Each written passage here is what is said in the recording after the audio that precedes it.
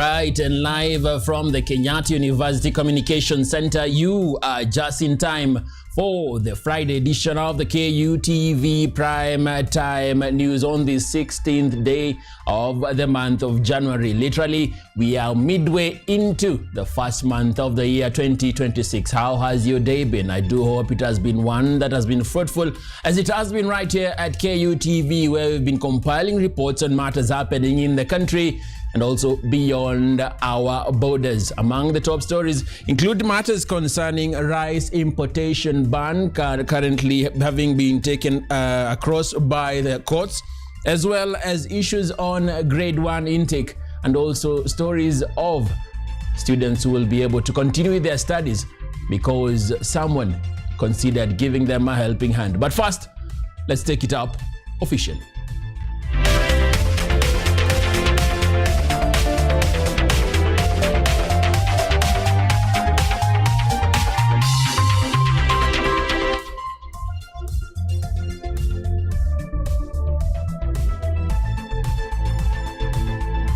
All right, my name is Emanuel Kutosi, and in a sign language interpretation, we'll be sailing through with Francis Okinyi. Also, you can be able to be with us on our social media handles at KUTV_Kenya on the X platform, KUTV Kenya on Facebook, and KUTV News Kenya on YouTube.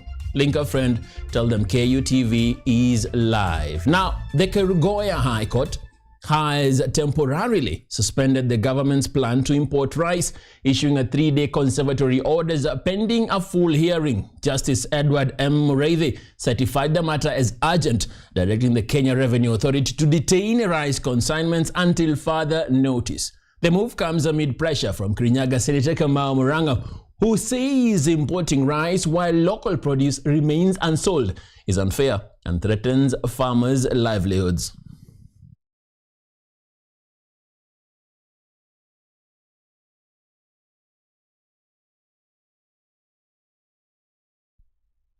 Kushangaza ni kwamba kama siku 3 zimeisha, serikali imeruhusu mchele takriban meli mbili, moja inaitwa Spiker na ingine inaitwa Crimson Creek. Wameleta mchele zaidi ya tani milioni 70. Na serikali inajua vizuri kuna agizo la mahakama ambayo imesema kwamba hawakuwa wanafaa kuleta mchele mpaka kesi iweze kusikizwa. Sisi tulishikana na Mheshimiwa Madenge, tukachukua Jenjeri Maina, mheshimiwa akawa ndio kiongozi wa mawakili, kwa sababu hatukutaka mtu ambaye anaweza nunuliwa pesa kidogo kama venye ilifanyika, karibu tupoteze hiyo kesi. Kuliko wangoje kesi sikizwe, Jumatatu ijao wakaamua kuleta mchele na ikaanza kupaliwa katika bandari ya Mombasa. Mahakama imesema mchele isiingie nchini. Na hata kama tulikosea rais kumpatia kura, sana watu wa Mwea, basi kama ilikuwa makosa, naomba msamaha, kwa sababu tujui ni kwa nini mnataka kukandamiza wakulima namna hiyo. Nyinyi mnaleta mchele ambao iko na ruzuku, wakulima ambao wamelipwa pesa waweze kulima, alafu ikija huku bado mnatoa kondi ambao walipi na kondi. Mnasahau mkulima mchele ametumia mafuta.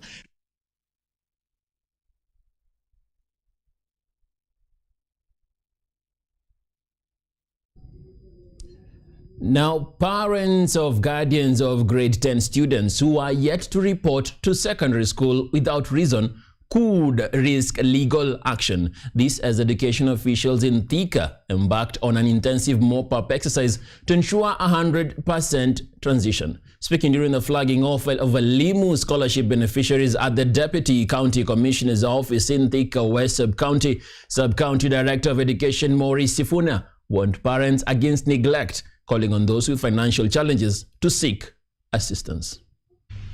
In a bid to ensure the government hits its 100% transition target, the education officials in Thika are now undertaking an intensive mop-up exercise to ensure all grade 10 learners get back to school. The exercise, which entails education officials and local administrators moving across villages and estates to identify stranded learners, targets parents and guardians. According to Thika West Sub-County Director of Education, Maurice Sifuna, such parents risk facing legal action. Basic education is compulsory so that anyone the age of school-going age, that is between 5 and 17 years, they should be in school. And therefore, any parent who knows that the child or his or her child is at that age, school-going age, and is in the house with him, these people will be arrested. Morris Sifuna, who spoke during the flagging off of Elimu scholarship beneficiaries at the Deputy County Commissioner's offices in Thika West sub-counties, at the same time urged parents and guardians facing genuine challenges such as lack of school fees, illnesses or social hardships to report to education officers for assistance instead of keeping learners at home. So it is a requirement that all our children get basic education. It is a requirement, it is compulsory, and therefore I want to encourage all the parents to have their children in school. Anybody who has any challenge, let them come out to us or move to the chief. If you are staying in an environment where you see a child who should be in school and yet the parent is not taking responsibility to take the child to school, report to the nearest. Further called on well-wishers, faith-based organizations and corporate partners to support vulnerable learners, saying cooperation is critical in ensuring all children access education. We still have a number of quite needy candidates, and it's my appeal to well-wishers, other organizations, whether they are individuals or organizations, to come to us. If they are unable to reach out and they have the ability, they can come to our offices so that we are able to direct them. We already have a data bank of the needy students. Parents whose children benefited from the Elimu scholarship program expressed relief, saying the support has lifted a heavy financial burden. Niko na watoto watatu na nilikuwa na challenge za kuwasomesha. Kwanza msichana alikuwa shule, nikagojeka, nikapata stroke. Kwa hivyo kulikuwa na challenge mingi. Huyu wa grade 10 kusema ametoka grade 10, nilikuwa naona kama hatasoma. Lakini sasa niko na tumaini atasoma. According to the Education Office, 880 learners applied for the Elimu scholarship. After vetting, interviews and home assessment, only 33 needy candidates, 17 girls and 16 boys qualified. Yvonne Kimuma, KUTV. Thank you, Yvonne Kimuma, for that report. And on another educational beat, low grade 10 turnout has been reported in several secondary schools in Kisii County, with principals citing delayed fee payments as the main challenge. Now, this has forced institutions to accept school fees in kind, including maize, beans, and firewood, as parents struggle to meet cost of living. Hundreds of allocated slots remain unfilled. In Kisii County, secondary schools are recording slow grade 10 reporting rate, with administrators attributing the low turnout to delayed fee payments, prompting some institutions to allow parents to pay fees in kind through food supplies. Hezron Obike, senior principal of Nyamache Boys High School, said many parents are requesting more time to organize fee payments. He explained that some are paying in kind, while a few needy students have received scholarships. We have cases where some boys have also been unable to meet our requirements, but we have given time that they come and report even as next week, because parents are requesting. We have even some parents who have requested that they pay their school fees in kind, and we have allowed them. They have brought seeds of maize, seeds of beans, and even firewood.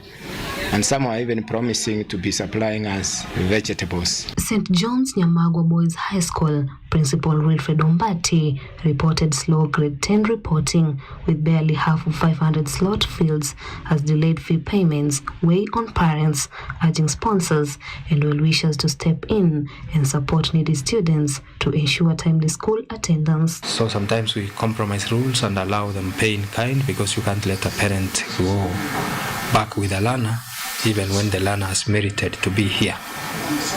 So we would wish to urge stakeholders, any sponsors, well-wishers who may wish to help one or two needy cases to do so, Some of them are already reported, some are at home, that's why they have not reported. And it's a huge number which has not reported. Justus Muturi, senior principal of Riambase DEB Secondary School, expressed confidence that the school will achieve its full admission target, noting that teaching resources are gradually arriving, including textbooks, which he hopes will be soon supplemented with additional learning materials to support students effectively. We are yet to receive, in preparation, we are yet to receive enough teaching material, learning teaching material. We received 2 sets of texts last week, and we were guided that we will be able to be getting other learning teaching material soon. We are yet to start teaching because we don't have the materials yet. Hundreds of admitted learners at St. Mary's Nyamagwa Girls remain unregistered due to pending transfers, while fee shortfalls force teachers to cover costs and staff shortages, stretch classes beyond CBC limits, with Principal Melen Nyaberi noting the ongoing challenges. But the challenge we are experiencing in these grade 10 admissions, there are those students who are transferred and their cases are pending. So getting the password to admit them is becoming a challenge, and I'm requesting the government if they can hurry up on those particular cases which the students requested for the transfers. With an estimated 400,000 of 1.1 million placed grade 10 learners reporting, the Ministry of Education is considering extending the admission deadline to boost turnout, as many parents struggle with fees, long distance and limited school facilities. Edna Nerea, KUTV, Nairobi. Thank you, Edna Nerea, for that report. Now, a story of desperation has turned into one of hope in Kilifi County after leaders and well-wishers rallied behind a blind mother whose son faced losing his school place due to lack of school fees. Stella Kadzo is now a happy mother with her son's educational future showing rays of promise. It was an emotional journey for Stella Kadzo, a blind mother of 5 whose only wish was to keep her son in school. Sasa yeye akanisaidia shilingi 1000 ya tikiti ya kuenda na kurudi. Kufika pale ndani ya gari nilienda ngamwambia conductor na kuomba unikubali tukae kiti kimoja na huyu kijana. Tukulipe 500 ya kufika hapo Shimo la Tewa. Her struggle came to light after she traveled to Shimo la Tewa school to plead with the administration not to cancel her son's admission to grade 10 over unpaid fees. Apishwa ndo kufika kule. Nikajieleza. Nipojieleza nikaambiwa twende hii room hii, kapelekwa kwa ile mkubwa wa shule. Kufika kwa mkubwa wa shule nikaeleza, nikatolewa, kulikuwa na watu wa habari pale wakasema acha tukutafutie msaada. The heartbreaking appeal captured by the media struck a chord across the country. Within days, leaders in Kilifi moved in swiftly, led by Youth Affairs and Creative Economy Principal Secretary Fikirini Jacobs, together with Malindi MP Amina Laura Munyazi and Shela Ward MCA Twahir Abdul Karim. The leader provided financial and material support to secure the boys' education. Sisi kama viongozi, baada kusikia kilio cha mama huyu na mtoto wake, tuliwasiliana na familia kuhakikisha ndoto za kijana huyu zimekamilika. Wakati ni mgumu kwa saa hii, wazazi wanasema hawana pesa na wote wanakimbilia katika hizi ofisi zetu ili tuone kwamba wanaweza kufanya nini, wanaweza kwenda shule. Yangu ni kumpongeza kijana wetu kwa ile bidii ambayo ametia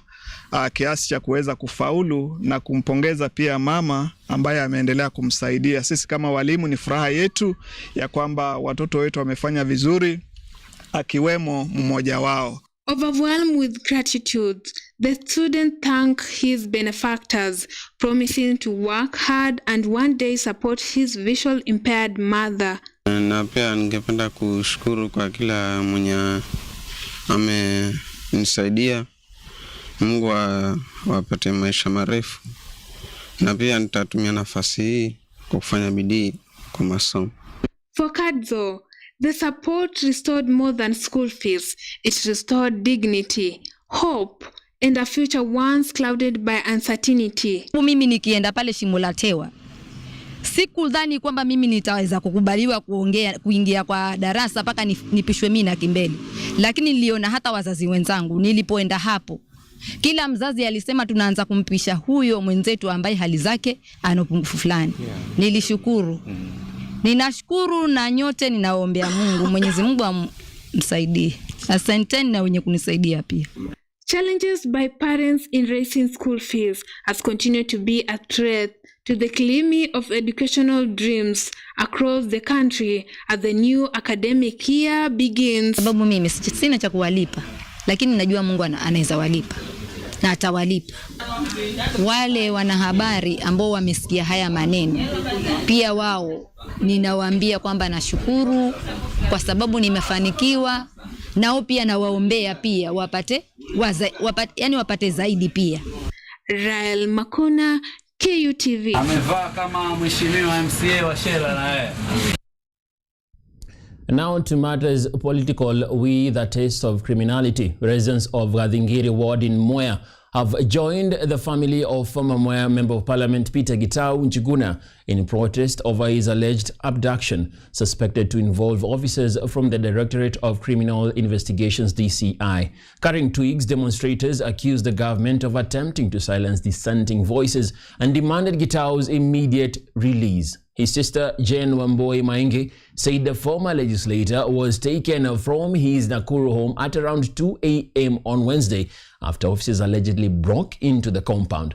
The family says efforts to trace him at the DCI headquarters yielded no answers, deepening their anguish. Protesters insist they will continue demonstrations, claiming Gitau was targeted over his criticism of the Kenya Kwanza administration.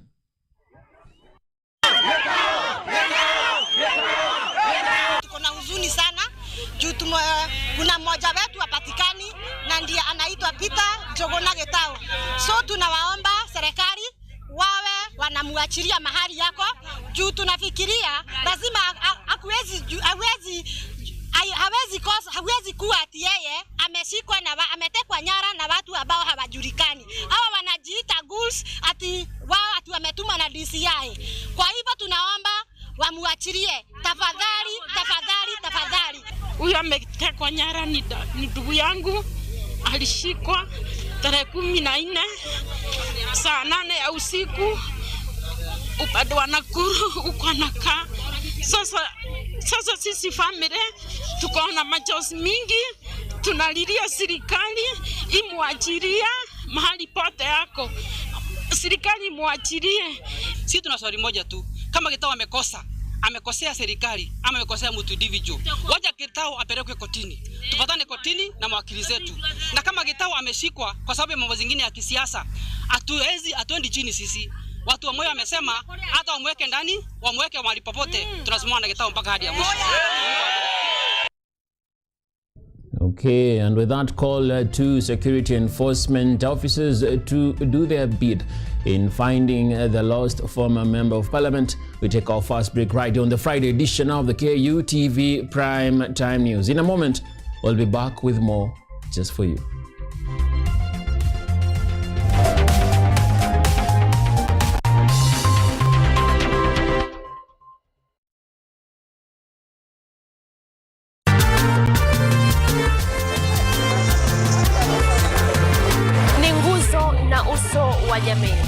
Kupanda shuka akawa tuzo, ukakamavu wake ukatii na kumfanya mwenye bidii. Kwa machozi na makeke akabaini jinsi ya kuwini. Huyu ni mwanamke ngangari kwa jinsi alivyo ng'ari. Mimi ni mwanamke mwake. Usikose kutazama kipindi cha mwanamke mwake nami Caroline Kimwele.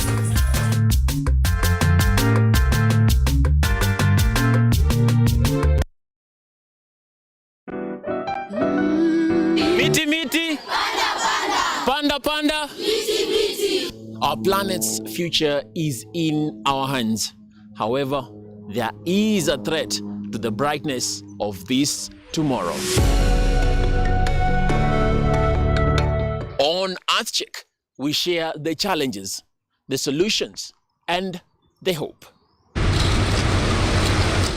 I would call this a very momentous day, a very critical day. Every episode, every story, every step we take creates a ripple. Join me, the environmentalist Emanuel Kutosi, on KUTV every Wednesday at 8 p.m. and be part of Action. Welcome.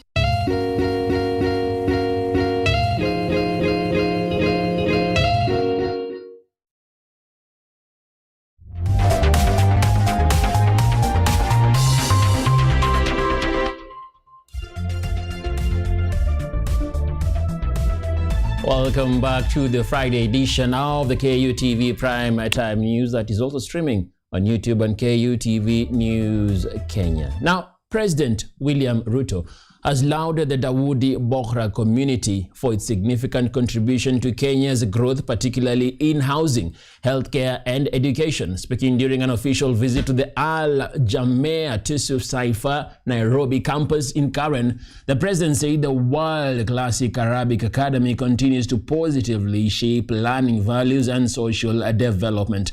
He emphasized that education remains central to Kenya's transformation agenda, with the government targeting 60% of learners to acquire skills in science, technology, engineering, and mathematics. The president noted that his vision is supported by major infrastructure investments, including expanded energy generation, roads, a modern airport, and a transformed health sector. Thank you very much. Thank you very much. In the transformation of Kenya, education is going to be at the center of that transformation. We just concluded examinations where 53% of learners joined STEM pathway. Our plan and target is to make sure that 60% of learners engage in the STEM space as we seek to build a professional, a highly professional workforce that will drive the transformation of Kenya. The reforms that we are rolling out in the education sector under your visionary leadership seek to entrench holistic education. We seek learning institutions and environments where intellectual development grows alongside character, responsibility, and civic awareness. His Holiness and the Dawoodi Bohra community in Kenya continue to significantly contribute to our economy while promoting unity, philanthropy, and peace in support of national stability and economic progress. Notably, the Bohra community in Kenya has been active in popularizing cricket, thus contributing to Kenya's sporting culture and advancing our nation's sports diplomacy. Now, Ugenya Member of Parliament David Ochieng has won the Orange Democratic Movement and the United Democratic Alliance against political deals that could undermine democracy ahead of the 2027 general elections. Speaking at Sega Township Primary School during the issuance of bursaries to 286 students, Ochieng said that while dialogue between ODM and UDA is acceptable, any agreement that zones, regions, and blocks parties from fielding candidates would weaken the competition. The Movement for Democracy and Growth party leader said his party will not support any zoning arrangement and will contest seats nationwide. Ochieng urged voters to prioritize merit, warning that lack of competition suppresses turnout. He reaffirmed MDG's support for William Ruto's 2027 re-election bid, but insisted democracy must remain open and competitive.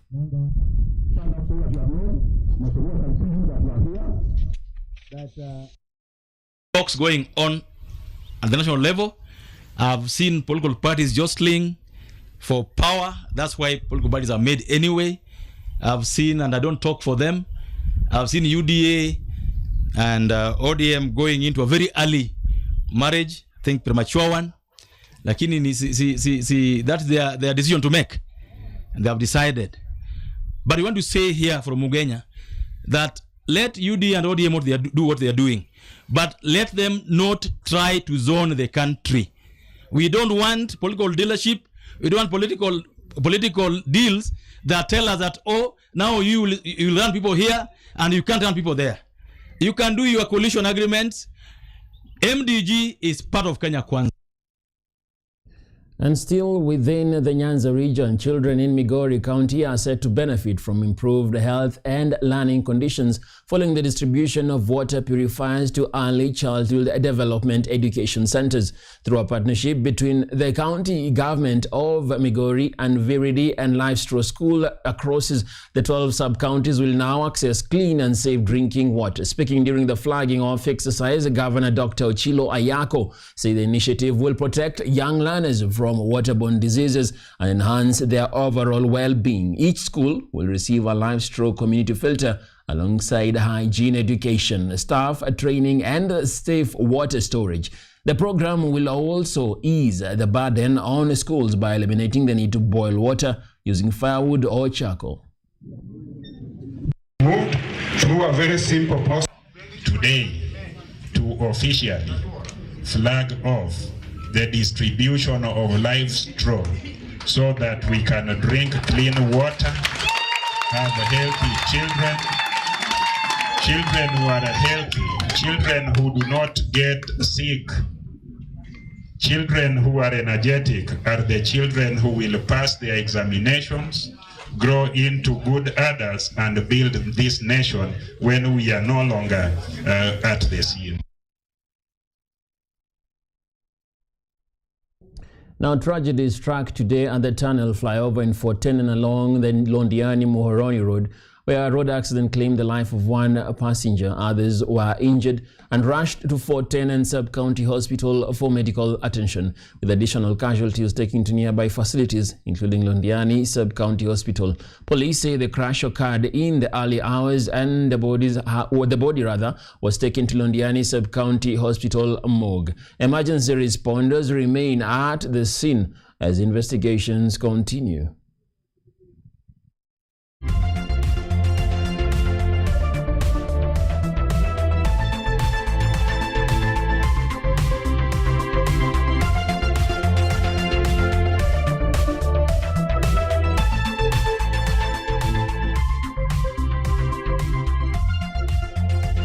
Now, religious and community leaders in Lamu County have renewed pressure on the national government to lift the dusk to dawn curfew, saying it has crippled the local economy and violated residents' rights. Speaking during an interfaith session forum in Peketoni, the leaders said the security has improved and the region should now shift focus to economic recovery. They argue that the curfew has undermined investments such as the Lamu Port and the Lapsed Corridor, scared away investors and discouraged tourism.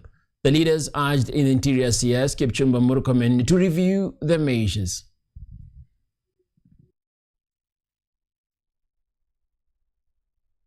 Hii tunalia sana sisi, hakuna ajira, hakuna kazi, hakuna wawekezaji. Ni mwekezaji gani atakuja kuwekeza Lamu akijua 6 to 6 Lamu hakuingiliwi, hakutokewi? Tajiri gani atakuja Lamu aseme mimi nakuja kuinvest Lamu na akijua hapa kuna curfew saa 12 mpaka 12? Mwekezaji atakuja? Lamu ni eneo ambalo limekuwa na changamoto nyingi, na moja katika changamoto ambao tumeiona ni kwamba kumekuwa na hali ya ubaguzi. Kumekuwa na hali ambayo inaonyesha kwamba wenye wanafaidika zaidi ni wengine na wengine wanaachwa nyuma. Na tumwambia rais kwamba afungue hiyo kitu, wala sisi hatupasi pia ku request. Sisi we demand, tunataka barabara ifunguliwe. We are not a request, we demand. That is our right. Kwa muda zaidi ya miaka 12 imekuwa hii barabara ikifungwa, kuanzia 2014 mpaka sasa 2026 imekuwa hii barabara imekuwa hatuwezi kutembea wakati wa usiku. Despite kwamba kuna wanajeshi wengi na hakika si usalama huko wa kutosha na imeimarika usalama, tushukuru hilo, lakini hatujui ile fia iko wapi serikali ya kuweza kutuzuilia mpaka sasa magari kutotembea.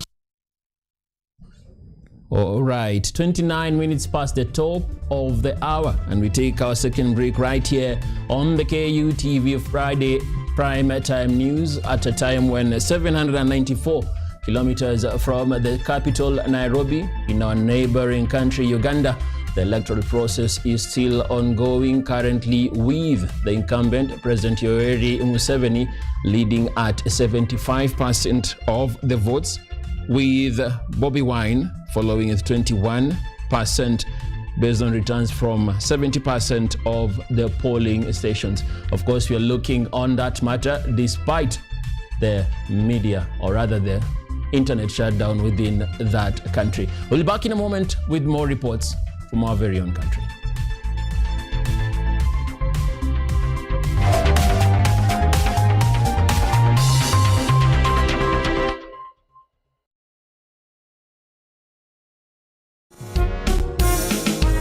A new era, a new... This is the Law Matters Show.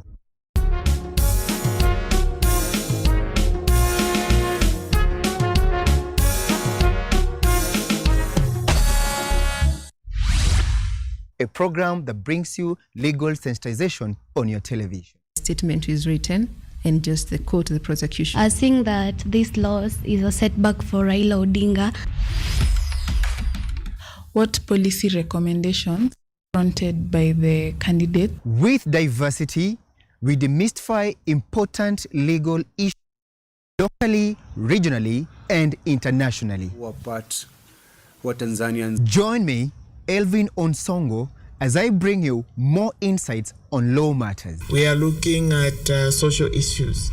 What is the problem? Is it the economy? Is it... Law Matters Show, creating awareness, advocacy, and enhancing lives.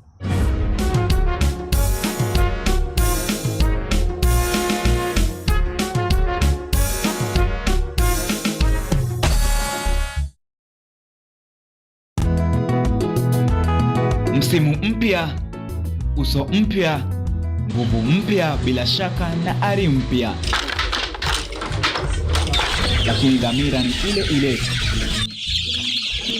Kuboresha kilimo kwa maisha bora.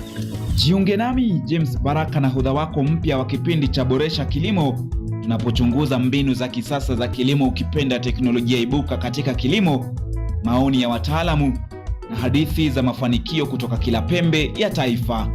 Kutoka kwa wakulima wadogo hadi biashara za kilimo zilizostawi, tunakuvika maarifa na suluhisho kamili, si tu za kuongeza mazao yako, bali pia kuimarisha maisha yako. Kila Jumamosi saa 6:30 na Jumanne saa 4 asubuhi, usipitwe na baraka za Boresha Kilimo, nami James Baraka, hapa hapa KUTV.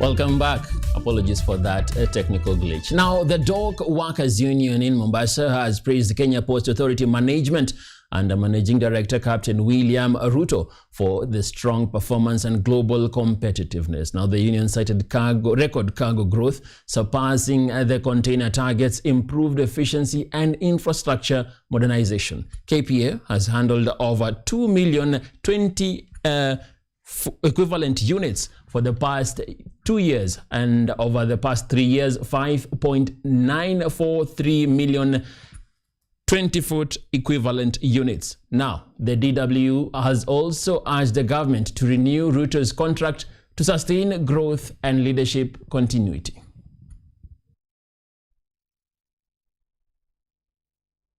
Today we are here to celebrate another record, which is 2.143 million TUs.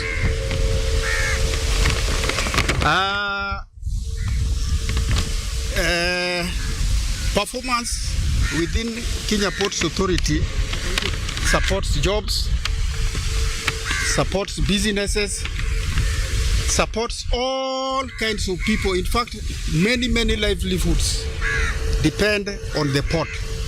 So when port is ticking, businesses are ticking, jobs are ticking, and everybody is happy.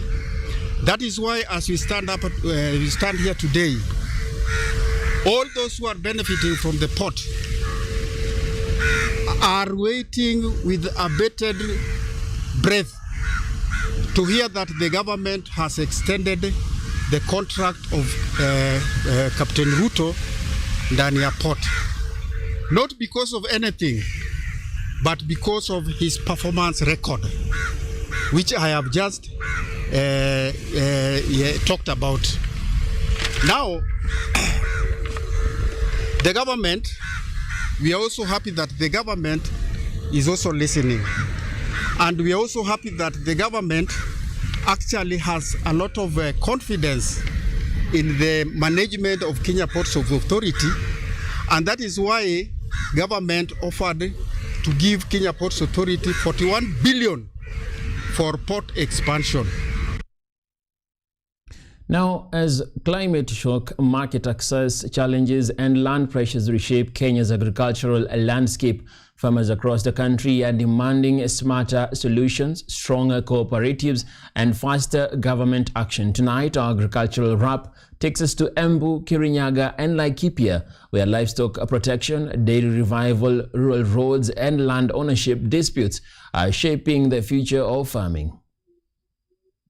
Is racing against time to shield its livestock sector from devastating drought losses that have cost pastoralists over 50 billion shillings in recent years. We know for a fact that a drought is coming.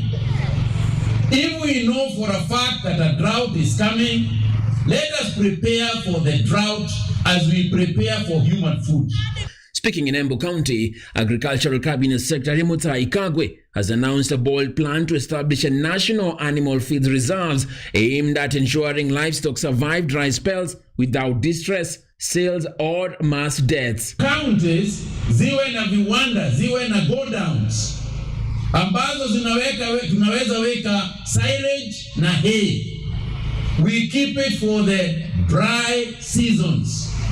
Manake watu wanasema tuweke water pans na kila kitu, lakini hata water pan inaisha. Kagwe challenged dairy farmers to double yields per cow. Everybody will listen to a person who has got 100 million liters of milk.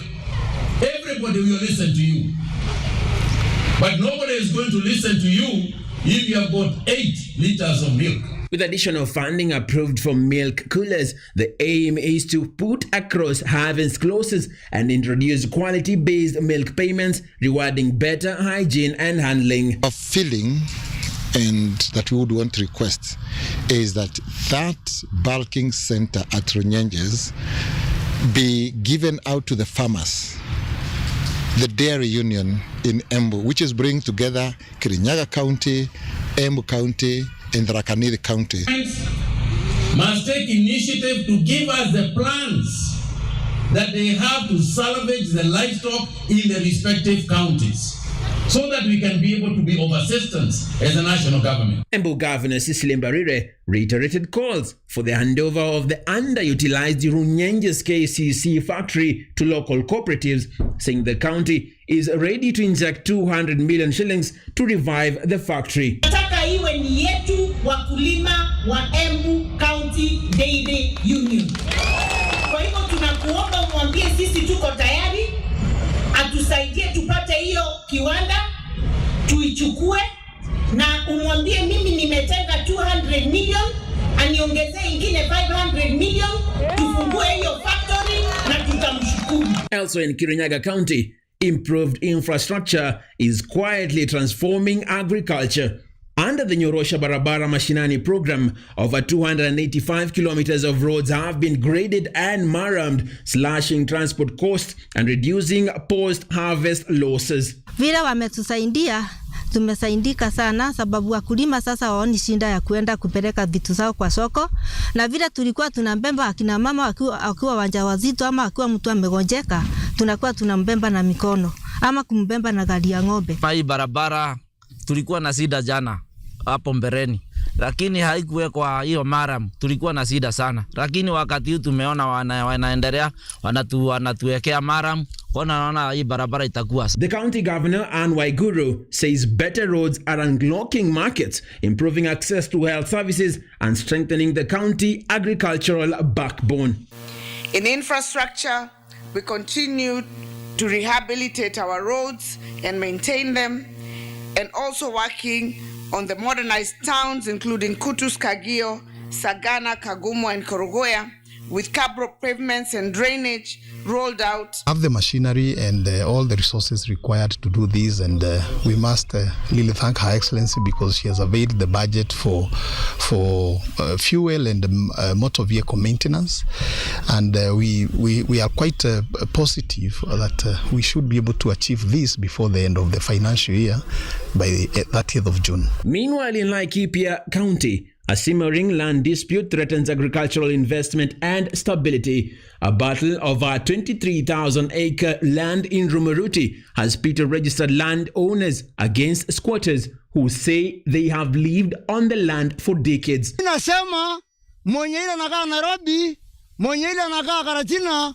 mwenye anakaa Nanyuki ama Meru ama wapi, alishamba yake yuko hapa na mwaka 40 ulikuwa wapi? Samia Sago ambayo tumekaa hapa tuliona kama hakuna wenyeji wa huku. Lakini ilipokuja tu siku kidogo tukaanza kuona ndio kuna wenyeji ndio wanakuja tu wanakaa. Lakini kimuuliza si uniusie hata kunijua. Am I not one of the citizen? Mimi sio mmoja ya citizen. Hiyo ndio imeniuma as a community. Authorities insist the land legally belongs to the Mathira Kihundui Kahonoki Gitaraga Farmers Association, warning that ownership documents, not occupation, will determine the outcome. Ni wewe ukuwe na security. Kama uko na kibali ya hapa, uko na kibali ya shamba yako, haina shida. Wale walikuwa nasema last time wako na titles registrar yako hapa. Kitu ningeomba tafadhali. Najua mambo ya shamba ni shamba ambayo inaguza roho, si ndio? Naomba tukuwe na utulivu.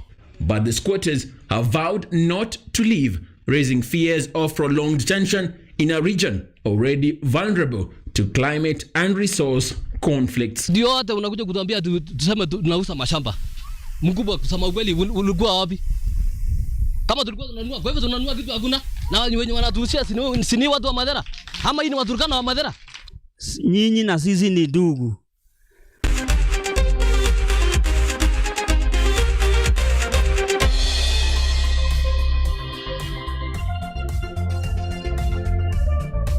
We're now within the sporting arena where the 2026 edition of the Magical Kenya Mountain and Trails series has kicked off in Tinderet, Nandi County, promising to create over 1,000 direct jobs in the tourism sector. The Kenya Tourism Board CEO June Chepkemei highlighted new adventures offering including 4x4 off-road rides, biking and hiking designed to deliver immersive experiences while empowering host communities. As part of the initiative, 100 local students will receive hospitality and tourism scholarships.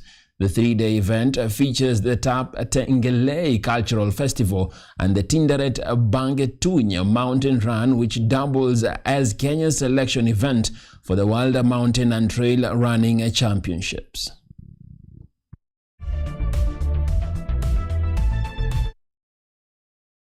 Run is one of our platforms that we pick the top champions that represent the country in mountaineering. And last year we saw the team going all the way to Spain. And so it is not just about starting small. We are already making headlines and grabbing gold medals at a global level. So we hope that these trails can be a permanent mark that will continue to spur economic empowerment. And beyond that, we are deliberately working to create jobs. Flagged off the 4x4. We have also flagged off the bikes, and we have also flagged off the hiking. This is actually to promote hospitality and adventure tourism in this country. which is a multi-billion shilling industry, which Kenyans, we need to know that this is an area where we have not tapped into it. The potential is actually less than, but what the country has tapped is less than 10%. Now, Ingwe, AFC Leopards head coach Fred Ambani has expressed optimism ahead of their match against the Administration Police Bomet this Saturday at the Nyayo Stadium. The coach cited the team's good form as they prepare for the FKF Premier League round of 17.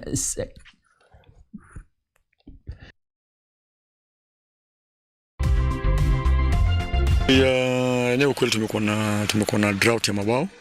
Ukiangalia sana ukiangalia mastrika yetu pia walikuwa wana struggle kufunga, but unajua Senyonja amekuja akaleta something different. Hiyo something different imefanya wale players wanacheza same position, utapata pia wame up game yao juu, pia lazima pia waanze kufikiria kufunga na itakuwa sahihi, at least itakuwa itatusaidia ku get results. Yes, Bomet Saturday tunawakaribisha wote, mkuje, mtafurahia, mtaenjoy game na tunashukuru support mnatupea, najua mkikuja mtatupush poa, tutashinda. Kama team performance ya team imekuwa poa, na kila mtu anajaribu vile anaweza give kwa position yake the best. Sisi tunajijua na sisi tunajitambua na tunajua kitu sisi tunaweza fanya, so ni tutaenda tu hapo kama kawaida, tuko psyched up.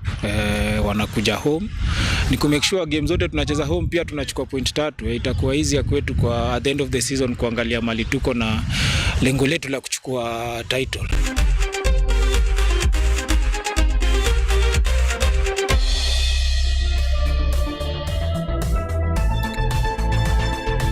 All right, 46 minutes past the top of the hour within the East Africa region, 47 minutes now, and it's that time to wrap it up for the Friday edition of the KUTV Prime Time News. Of course, thank you right there at home for keeping it a KUTV, and also a big thank you to the whole team involved in the production of tonight's broadcast. Of course, led by my producer Yvonne Ekemma Monari, and also my super director Melton Conchella, who was flanked on the playout by Lillian Mutano, Major Mine, ensuring the sound is coming clear and span well, and Clinton Milimo, ensuring everything on the socials is going as it is, and also giving us that necessary feedback from you wherever you are. Of course, also Francis Okinyi unfortunately was not able to continue with the broadcast, but a big thank you for him for being part of this team. From us right here, it's good night and see you again tomorrow, God willing, for the Weekend Live, where I will be headlining again. Hope to see you then. For now, stay safe, stay wise. Good night.